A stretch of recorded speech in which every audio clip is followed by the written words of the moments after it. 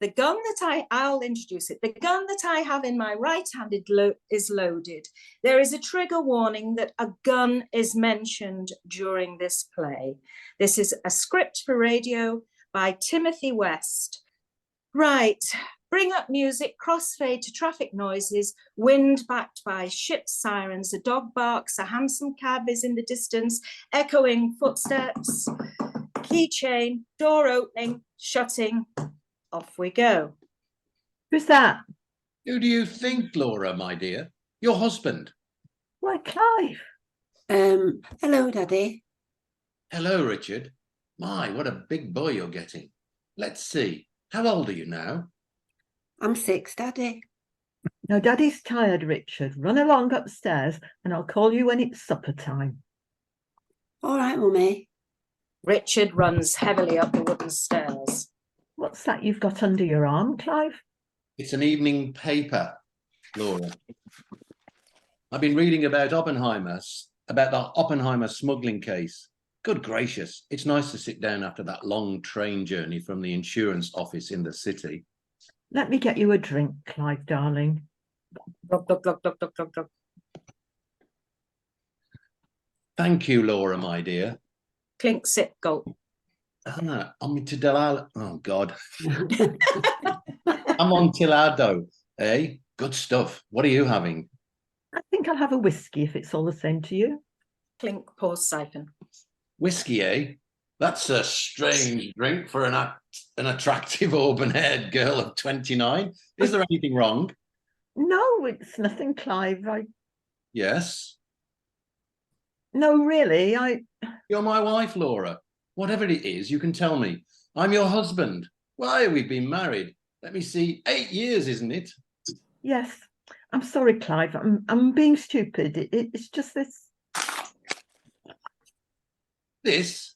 Why, what is it, Laura? It's a letter. I found it this morning in the letterbox.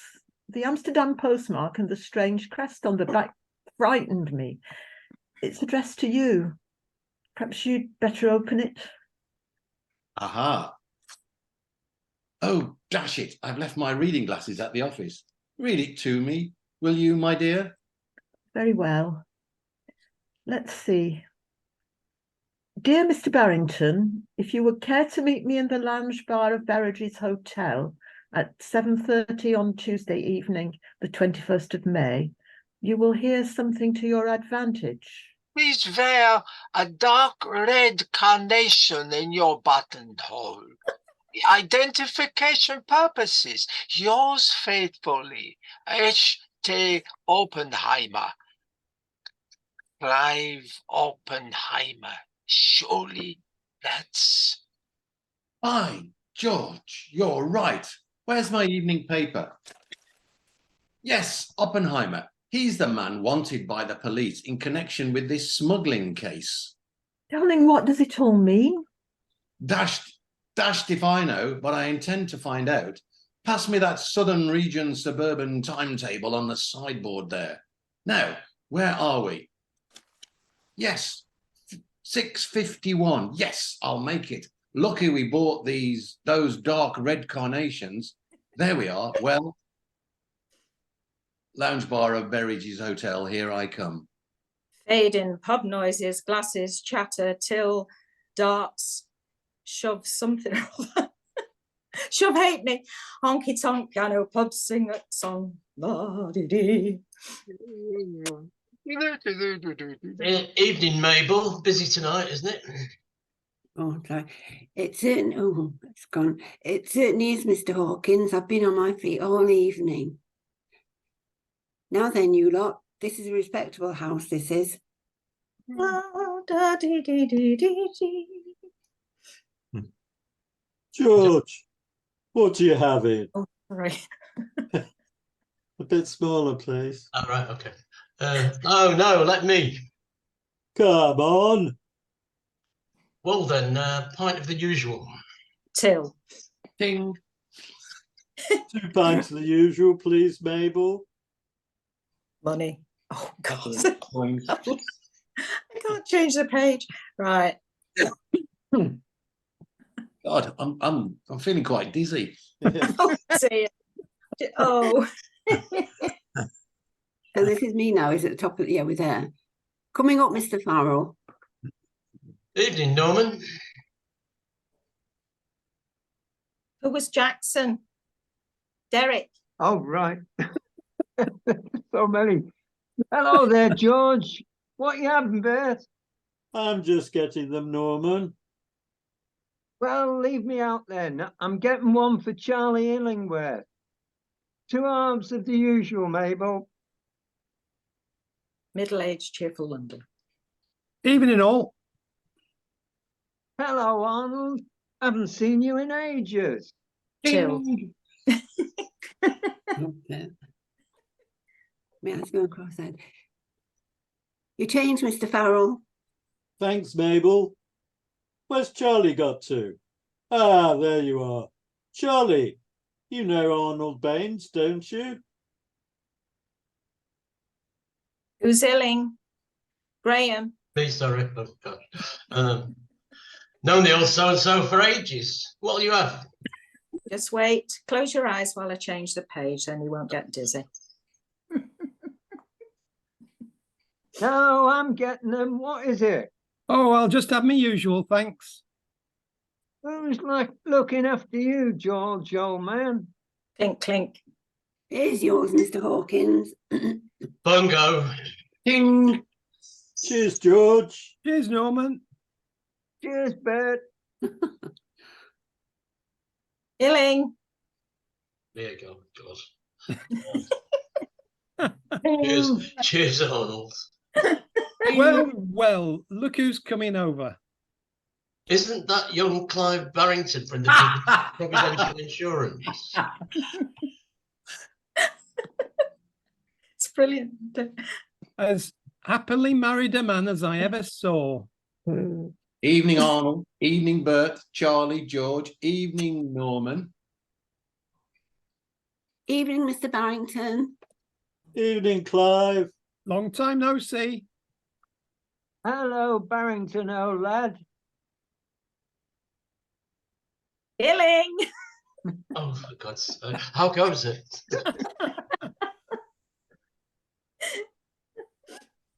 Who's Hawkins? Me again. How then? How then, mate? What you having? A whiskey, please. Any particular brand? I'll have the one nearest the clock. Half a minute. There's a bloke over there can't take his eyes off you, Clive. Over in the corner. See him wearing a dark blue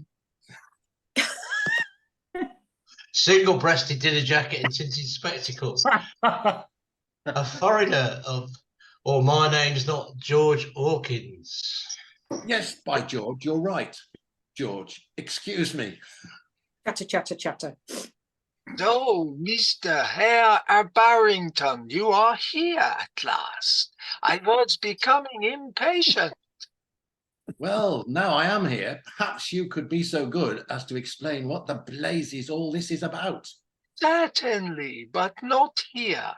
We will go to my place in Vidshire, where we can talk. My car is outside. Call me. Fade on pub background, fade up car. Slowing, stopping, engine ticking over. Excuse me, officer. Yes, sir. Am I on the right road for Vidshire? Tell you in a minute, sir. That's right, sir. Straight on, then turn left. Car revs, moves off, crossfade to cars slowing down on gravel path and stopping. Car door bangs 8 times. Footsteps on gravel, front door creaks open. Distant classical piano music, apologies, Bill. Concert pianist standard playing. Apologies accepted. Ah, that is my sister playing. Piano nearer, music comes to its close. Suspicious record player needle clunk at end. Ah, managed that difficult A-flat major chord at last. Oh, Gerda, my dear, we have a visitor. Herr Clive Barrington from the Providential Insurance Gesellschaft. Herr Barrington, this is my sister Gerda. I am pleased to meet you, Barrington. Has Heinrich told you what we have in mind? Nein, not yet, Liebchen. Herr Barrington, first a drink. Champagne, I think, to celebrate. Pour. Clink. Thank you. Now, Mr. Oppenheimer, or whatever your name is, don't you think it's time you did some explaining? Oh, yeah, of course. The stolen diamonds about which your Major Kenwood Smith has seen fit to call in Scotland Yard. Major Kenwood Smith? You mean the Major Kenwood Smith who's head of my department at the insurance office? Right, first time, Herr Harrington. As I was saying, the diamonds are safely in my hands. What? You mean to tell me? One moment, please let me continue. I intend to return to him, but on one condition. Now listen carefully. This is what I want you to do. And I think this is all I need to tell you, my dear Herr. Now, I must leave. I have one or two little matters to attend to. Auf Wiedersehen.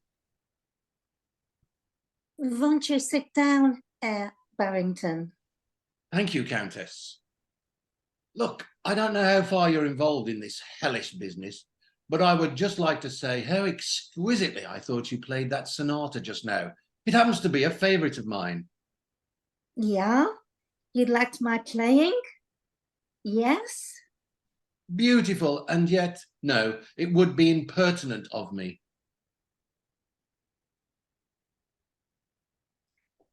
Please? Well then, if you insist, I thought that in the Andante, the slow movement, your tempo was a little, what shall I say? Streaked? Exactly. I had no idea you knew so much about music. Please, Countess, I beg of you. I don't know what kind of a hold that filthy swine your brother has over you, and I don't want to know. But you don't belong here. For Pete's sake, why not leave with me now before it's too late? Nein, nein, I cannot. Why, Countess, why? I will tell you. It is better that you should know. It all started a long time ago, when I was a little freelance Fräulein in my tiny village of Bad.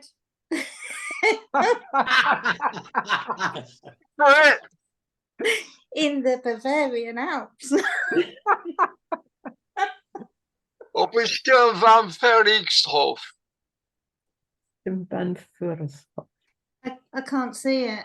Just carry on. I can only see the stage direction. Yeah, I need the next page. one.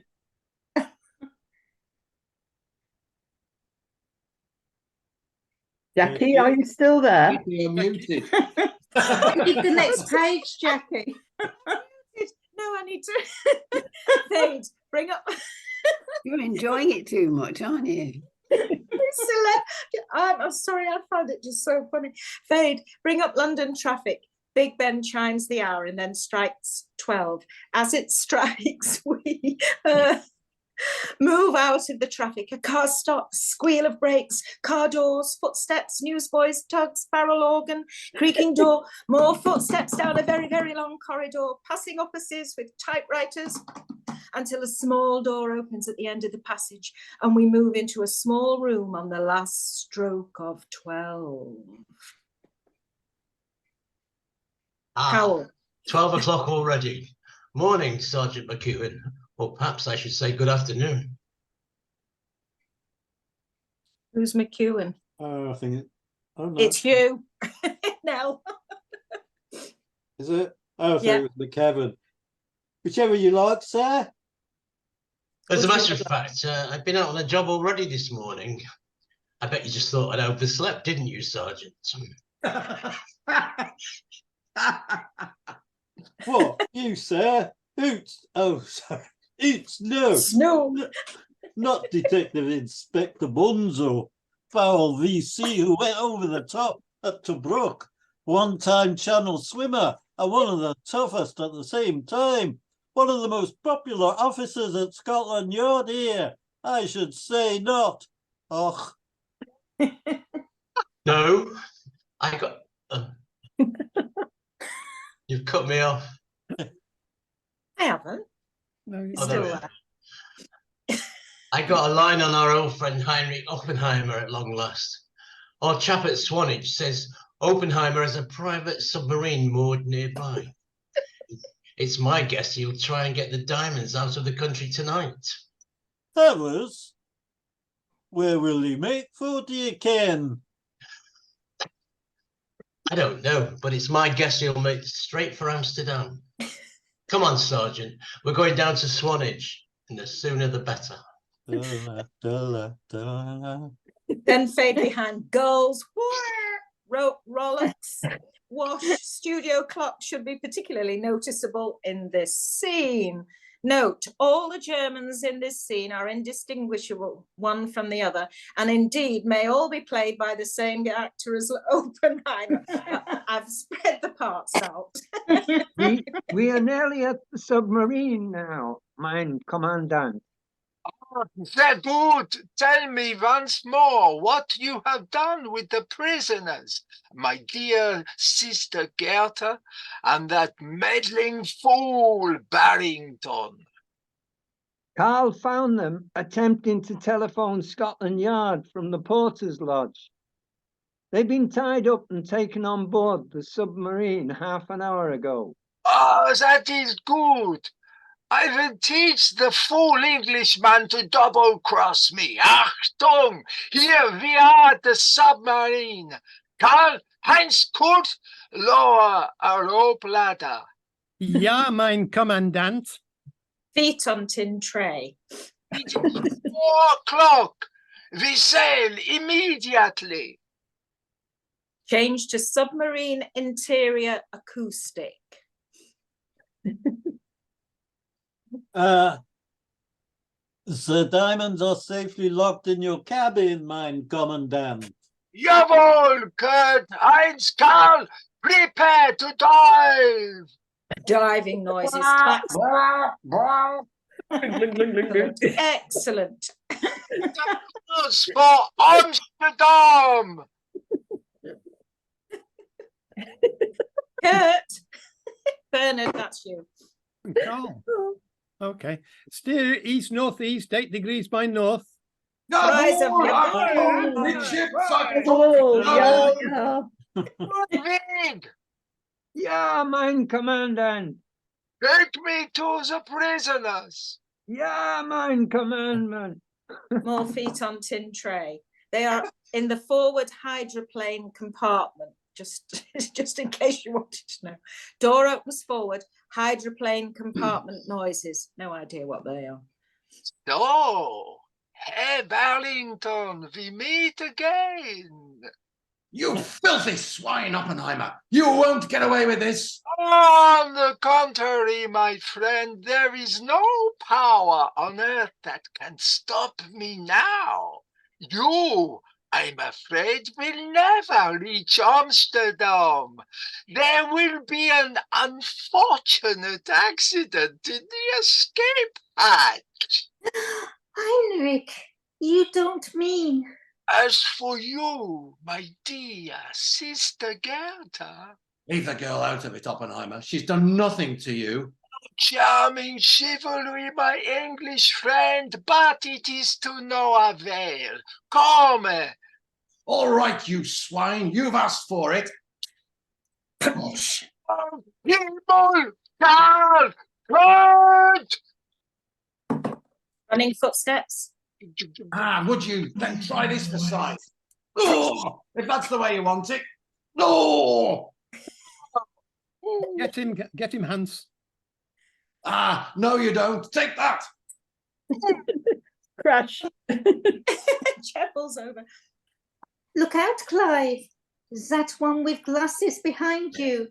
He's got a gun. Bang! Woo. Close thing that. Clive, what happened? Just my luck. He got me in the arm. Luckily, he caught his foot on that bulkhead combing. He must have struck his head on that Valve. valve group between the depth gauge and the watertight torpedo door. Is he? I'm afraid so. Right, now to get this thing surfaced. Do you know how? It shouldn't be too difficult. Luckily, I had a week on subs in the RNVR years ago. Ooh, this right arm being kaput doesn't help, though, right now. Just blow the ballast from the main and number 4 tacks. Adjust the Hammerschmidt Bruck stabilizers and up we go.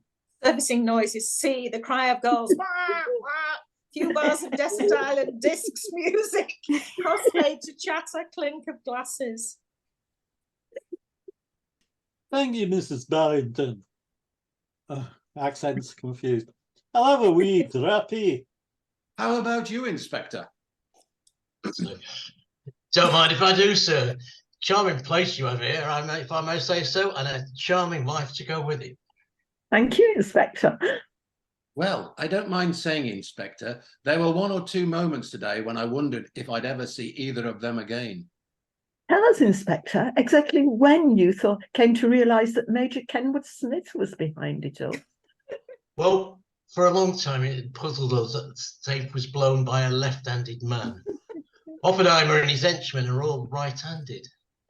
Luckily, one of our chaps noticed Kenwood Smith signing a cheque with his left hand. Aha. Oh, I've lost my place now. We asked him a few questions, and he broke down and confessed. Sergeant, you can go on from there. Aye, well, the diamonds aboard the submarine turned out to be imitation. Oppenheimer must have been double-crossed at the last minute, and someone in Berridge's hotel must have performed the switch. Great Scott, the barmaid. Right, first time, Mr. Barrington. We checked in our archives, and she turned out to have a record as long as your arm. She made a dash for it, but in the end she broke down and confessed. So everything turned out for the best in the end, eh? That's right, sir. And just think, Mrs. Barrington, if it hadn't been for young Richard here losing his puppy on Wimbledon Common, none of this might have happened. Down, Lucky, down. Now then, young pup, none of that gnawing at my trouser leg, or I'll have to take you into custody as well. General laughter, light-hearted, rounding off of music, and finished. And that was The Gun That I Have in My Right Hand Is Loaded, adapted for radio by Jackie Long, and the parts of Clive and Laura Barrington were played by Dave and Sandy, and random supernumeraries played the rest.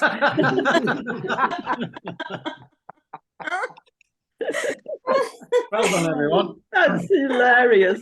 That was brilliant. Well done. Well done, Jackie. How not to write a script, but he's done a really good job of it, hasn't he, too? But well done. It'd be great to do it with sound effects. We should all bring something for the sound effects. Yes. But it's all Yes. the like the man talking to his wife. How you're unusually perceptive for a 29-year-old redhead. That was brilliant. Well done. I thought it was really good. You Very know, good for sight job. unseen, I think it was great. Bye. Bye. Thank you. Bye. Thanks, Jackie, that was good fun. Yeah, Bye. thanks. That was And brilliant. thank you, Bill, for helping out. Bye, everyone. Okay. Bye. Bye. Bye. Bye. Bye-bye.